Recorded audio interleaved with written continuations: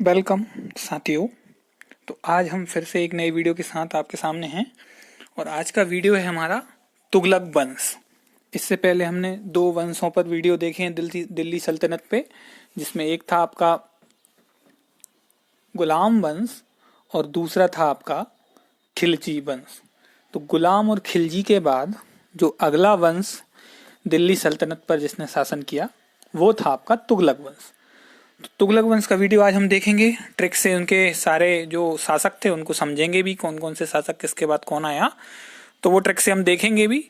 आपने अभी तक चैनल को सब्सक्राइब नहीं किया है तो कर लें, जिससे कि आपको चैनल की ओर से आने वाली वीडियो मिल पाए। तो चलिए वीडियो शुरू करते हैं। तो देखिए, तुगलक वंश जो चला वो चला 1320 से 1414 ईस्वी तक। तो अच्छा खासा समय तुगलक वंश ने बिताया, 1320 ईस्वी से 1414 तक। तो इसमें पहला जो शासक था वो था आपका गयासुद्दीन तुगलक, जो कि 1320 से 1325 ईस्वी तक रहा। उसके बाद आया मोहम्मद बिन तुगलक, जो कि 1325 से 1351 के बीच तक रहा। तीसरा था फिरोज शाह तुगलक, जो कि 1351 से 1388 ईस्वी तक रहा। फिर था मोहम्मद खान, वो 1388 ईस्वी में ही कुछ महीने रहा। फिर था आपका गयासुद्दीन तुगलक शाह सेकंड, जो कि 1388 ईस्वी में ही ये रहा कुछ महीने तक। फिर आया अबू बकर, जो कि 1389 से 90 के बीच में रहा। फिर आया नसीरुद्दीन मोहम्मद, जो 1390 से 1394 ईस्वी तक रहा। और फिर आया हुमायूं, जो 1394 से 1395 कोई एक साल के आसपास रहा। और फिर आया नसीरुद्दीन महमूद, जो कि चला 1395 से 1412 ईस्वी तक। और उसके बाद एक दो साल ऐसे ही ये शासन जो है नैया डूबती रही इसकी।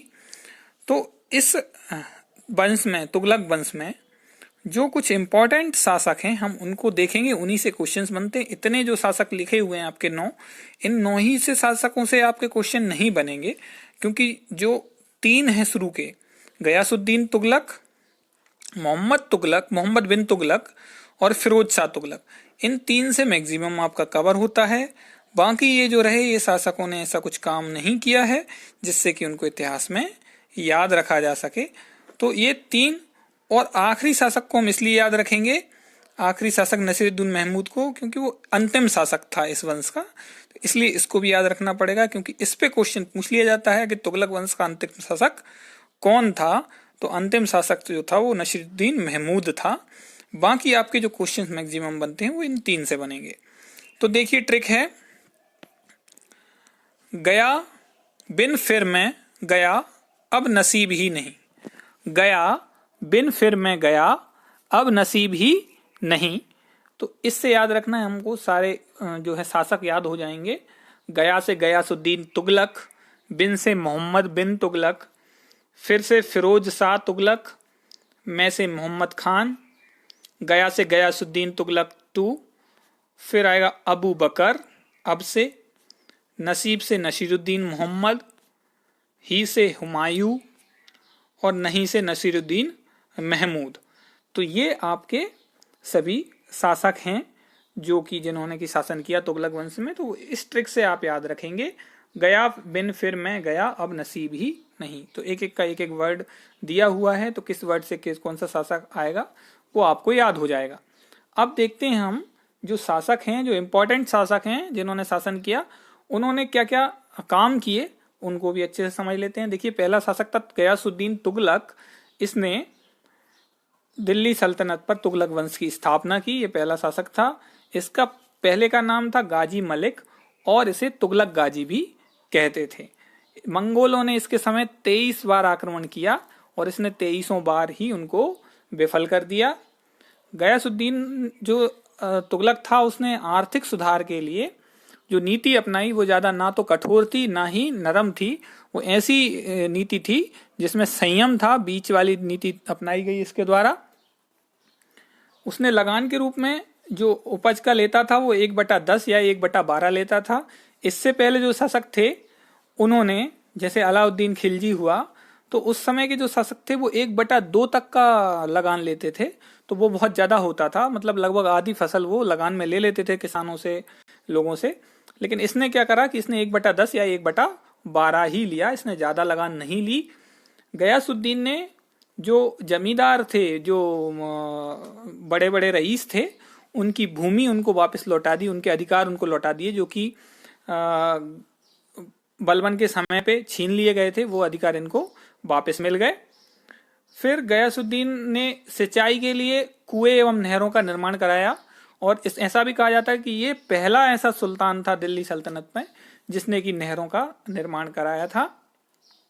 डाक व्यवस्था को सुदृढ़ करने का काम किया, है ना। इसकी जो अलाउद्दीन खिलजी था उसकी बहुत कठोर नीति थी, तो इसने उदारवादी नीति अपनाई।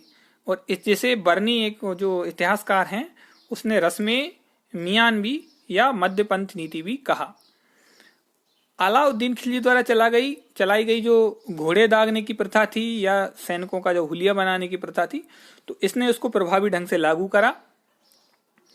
कौन कौन सी चीजें इसने विजय, जिन पे इंपॉर्टेंट फोकस रहता है आपका इतिहास में, वो था एक वारंगल तेलंगाना की विजय इसने 1324 ईस्वी में की, और तिरहुती विजय मंगोलों की, ये इसने 1324 में की। इसने क्या क्या निर्माण कार्य कराया, तो देखिए इसने तुगलकाबाद नामक एक दुर्ग की नींव रखी थी, ठीक है। और इसकी मृत्यु कैसे हुई, तो जो गयासुद्दीन तुगलक था वो जब बंगाल विजय करके लौट रहा था, तो तुगलकाबाद से कुछ दूर पहले एक महल में ये गया, वो महल लकड़ी का था, और ये जब जैसे ही वहां महल में पहुंचता है तो वो महल ढह जाता है, ये उसके अंदर दब के मर जाता है, तो इसकी मृत्यु हो जाती है 1325 ईस्वी में। अब दूसरा शासक था इसके मरने के बाद, इसकी मृत्यु के बाद जो दूसरा शासक आया वो था मोहम्मद बिन तुगलक, ठीक है। इसका पुत्र, किसका, गयासुद्दीन तुगलक का पुत्र था मोहम्मद बिन तुगलक, जिसका नाम था जूना खां। जूना खां इसका नाम था, लेकिन जब इस गद्दी पे बैठा तो इसने अपना नाम क्या रख लिया, मोहम्मद बिन तुगलक नाम रख लिया। इसका मूल नाम उलूग खां भी बोला जाता था इसको, है ना। ये सबसे जो दिल्ली सल्तनत में जो भी शासक हुए, उन सभी शासकों में सबसे शिक्षित, विद्वान और योग्य व्यक्ति था। इसके अलावा ये पर्शियन कविता जो होती है उसका बहुत बड़ा प्रशंसक था। इसकी सोच बहुत आगे की थी, ये बहुत मतलब अपने से आगे का सोच के काम करता था, और कुछ ऐसे काम भी कर दिए इसने जिससे इसकी बहुत किरकिरी हुई, इसके वो काम सफल नहीं हुए, और इन्हीं सनक भरी योजनाओं के कारण इसे स्वप्नशील, पागल एवं रक्त पिपासु भी कहा गया है। तो इस यहां से क्वेश्चन बन जाता है, इसको ध्यान रखिएगा। स्वप्नशील, पागल एवं रक्त पिपासु भी कहा गया है क्योंकि ये कुछ ऐसी योजनाएं लेके आया जो कि असफल हुई, और इन्हीं योजनाओं की वजह से इसको रक्त पिपासु, स्वप्नशील कहा गया। तो कौन कौन सी योजनाएं थी जिसमें ये विफल हुआ वो देखते हैं। तो देखिए, एक द्वाब क्षेत्र में कर वृद्धि। द्वाब क्षेत्र वो होता है जो दो नदियों के बीच का जो क्षेत्र होता है उसको द्वाब क्षेत्र बोलते हैं। तो वहां पे इसने क्या करा कि वहां पे इसने कर वृद्धि कर दी, कर वृद्धि कर दी, और उसी समय क्या हुआ कि अकाल पड़ गया। अकाल पड़ गया तो लोगों के पास अनाज नहीं हुआ, और इसकी जो सैनिक थे उन्होंने जबरन जो है कर वसूली करी। तो जब वो कर वसूली कर रहे थे जबरन, तो वहां की जो जनता थी दोआब क्षेत्र की, उसने विद्रोह कर दिया, और इसकी वजह से इसको ये अपना फैसला उलटना पड़ा, है ना। इसको ये फैसला अपना बदलना पड़ा। इसलिए इसका ये जो दोआब क्षेत्र में जो कर वृद्धि वाला फैसला था ये असफल हुआ।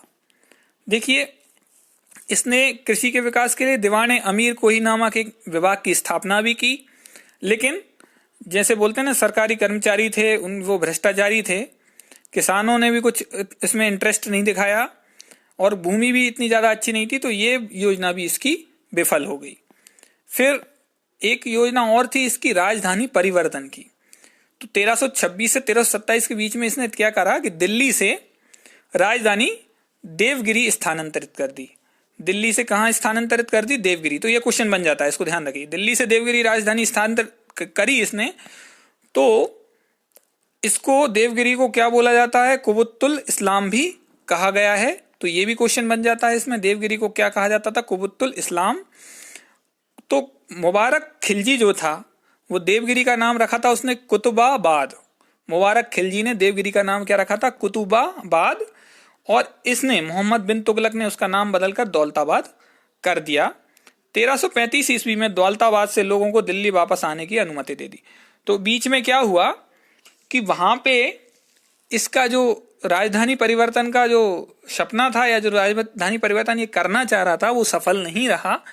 लोगों को वहां पे नहीं रह पाए। ये इसने क्या किया था, सारे दिल्ली के लोगों को लेके गया था ये, तो इसलिए वहां पे इनका एडजस्टमेंट नहीं हो पाया और लोग वापस आने लगे।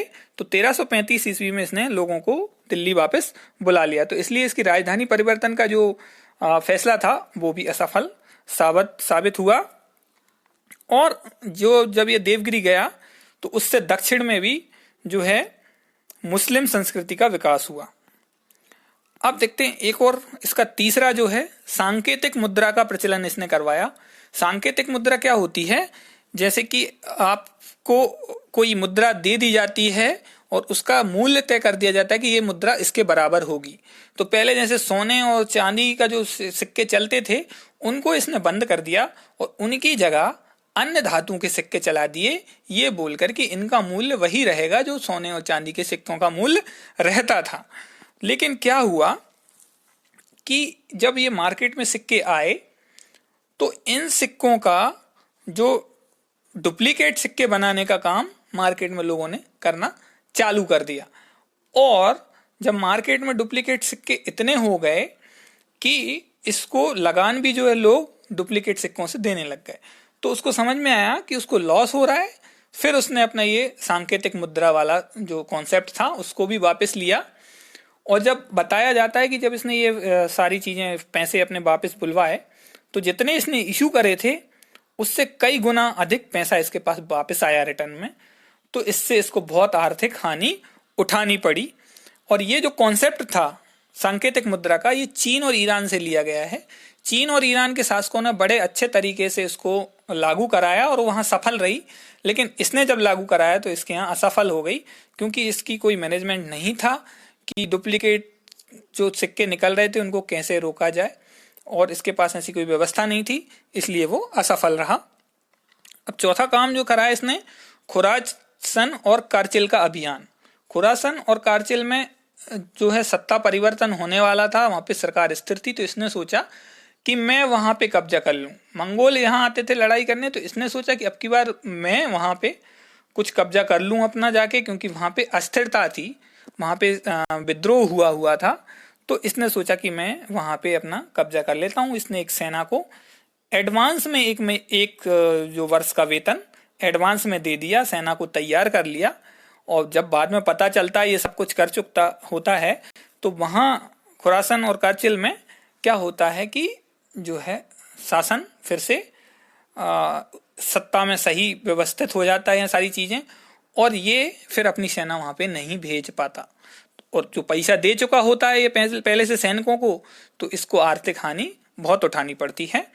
तो ये इसकी चौथी योजना थी, जो कि ये भी फेल हुई।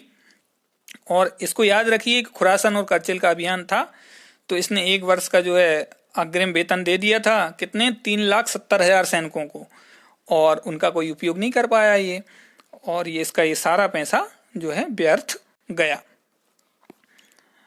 अपने शासनकाल के अंतिम समय में जब ये गुजरात में विद्रोह को कुचल कारतारकी को समाप्त करने के लिए सिंध की ओर बढ़ा, तो मार्ग में थट्टा के निकट गोड्डाल पहुंचकर वह गंभीर रूप से घायल हो गया, बीमार हो गया, और यहाँ पर इसकी मोहम्मद बिन तुगलक की 1351 में मृत्यु हो गई। तो ये मृत्यु होने से पहले इसके 4 विफल जो काम थे वो याद रखिएगा आप, क्या क्या किए। उसने कुछ अच्छे काम करे वो भी आप याद रखिएगा। सबसे बुद्धिमान शासक इसको भी बोला जाता था, और सबसे मूर्ख भी यही था एक तरह से, क्योंकि इसके जो सनक भरे जो काम होते थे उसकी वजह से इसको स्वप्नशील, रक्त पिपासु ये भी कहा जाता था। चलिए ठीक है, अगला देखते हैं। अगला था फिरोज शाह तुगलक। ये जो था इसके बाद जस्ट गद्दी पे बैठा, और इसके पिता का नाम था रज्जब, जो कि गयासुद्दीन तुगलक का भाई था। तो मतलब ये उसका गयासुद्दीन तुगलक का भतीजा और मोहम्मद बिन तुगलक का चचेरा भाई कहलाया फिरोज शाह तुगलक। ये जो था अपने शासन काल में इसने 24 जो कर थे 24 प्रकार के, उन करों को समाप्त करके सिर्फ 4 कर रखे, खराज, खुम्स, जजिया और जकात। ये 4 तरह के जो है कर इसने लगाए, बाकी 24 कर इसने खत्म कर दिए जिससे लोगों को दिक्कत ना हो, सिर्फ 4 रखे। खराज को लगान बोलते हैं, खुम्स को युद्ध में जो लूट का माल आता है तो वो कुछ शासन रखेगा, कितना रखेगा वो डिसाइड किया, बाकी सैनिकों में बांट दिया जाता था। जजिया कर हिंदुओं पे लगाया गया, ब्राह्मणों पे लगाया गया, और जकात जो है वो ऐसे अमीर मुसलमानों पे लगाया गया जिससे कि गरीब मुसलमानों की हेल्प की जा सके। तो इस तरह से कुछ 4 कर इसने लगाए, और ये अपना पूरा शासन जो चलाता था वो उलेमाओं के आदेश पर चलाता था। और इसने एक नया सिंचाई कर भी लगाया जिसको बोलते हैं हक ए सर्ब नाम का सिंचाई कर इसने एक लगाया, जिसको 1/10 वसूला जाता था उपज का, है ना। इसने सिंचाई के सुविधा के लिए 5 बड़ी नहरें बनवाई, और इसी पे इसने कर लगाया कि जो लोग इससे सिंचाई करेंगे और उनको 1/10 और ये अपना कर देना पड़ेगा। फलों के लगभग 1200 बाग लगवाए इसने। आंतरिक व्यापार बढ़ाने के लिए अनेक करों को समाप्त कर दिया था। उसके शासनकाल में खिजराबाद एवं मेरठ से, ये याद रखिए, खिजराबाद एवं मेरठ से अशोक के 2 स्तंभ लेखों को लाकर दिल्ली में स्थापित किया गया। तो अशोक के स्तंभों को लाकर इसी के शासनकाल में दिल्ली में स्थापित किया गया था। अपने कल्याणकारी कार्यों के अंतर्गत इसने एक रोजगार का दफ्तर एवं मुस्लिम अनाथ स्त्रियों, विधवाओं एवं लड़कियों की सहायता हेतु एक नया दीवाने खैरात नामक विभाग की भी स्थापना की। इसके अलावा दारुल सफा एक हॉस्पिटल का निर्माण इसने कराया जिसमें गरीबों का मुफ्त इलाज होता था। इसके शासनकाल में दासों की संख्या थी 1,80,000 पहुंच गई थी। तो इन दासों की देखभाल के लिए भी इसने एक विभाग बनाया जिसका नाम था दीवाने बंदगान। तो दीवाने बंदगान दासों के लिए इसने बनवाया। 1,80,000 के आसपास दास इसके शासनकाल में पहुंच गए थे। तो सबसे ज्यादा जो दास थे इसी के शासनकाल में थे। इसने जियाउद्दीन बर्नी एवं शमसे सिराज अफीफ को भी अपना संरक्षण प्रदान किया। और जो बर्नी था उसने फतवाए जहांदारी एवं तारीख फिरोज शाही की रचना की। तो ये पूछ लिया जाता है, ये इसी के शासनकाल में थे, बर्नी और शम्स ए सिराज। और जो बर्नी ने रचनाएं की वो थी फतवाए जहांदारी एवं तारीख फिरोज शाही। और फिरोज ने अपनी आत्मकथा खुद ने लिखी है, उसका नाम था फुतुहात ए फिरोज शाही। तो ये पूछ लिया जाता है, इसको भी याद रखिए, फुतुहात ए फिरोज शाही की रचना फिरोज शाह तुगलक ने ही की थी। फिरोज शाह तुगलक की मृत्यु जो हुई वो 1388 ईस्वी में हुई। तो इसके बाद के जो शासक आए वो कोई ऐसे इन्होंने कोई इतने अच्छे काम नहीं किए थे जिससे कि उनको इतिहास में याद रखा जाए। बहुत कम समय के लिए शासन किया है। आखिरी शासक को याद रखिए जरूर आप, आखिरी शासक का नाम जरूर आप याद रखिए। बस 3 शुरू के और आखिरी का 1। तो ये मेन 4 शासक थे जिसमें से 3 के काम भी आपको याद रखने हैं, गयासुद्दीन तुगलक, मोहम्मद बिन तुगलक और फिरोज तुगलक। तो इन तीनों के जरूर काम याद रखिएगा। चैनल को सब्सक्राइब जरूर कर लें जिससे कि आपको आने वाली वीडियोस मिल पाएं। वीडियो को लाइक और कमेंट जरूर करें और अपने दोस्तों के साथ शेयर भी करें। थैंक यू दोस्तों।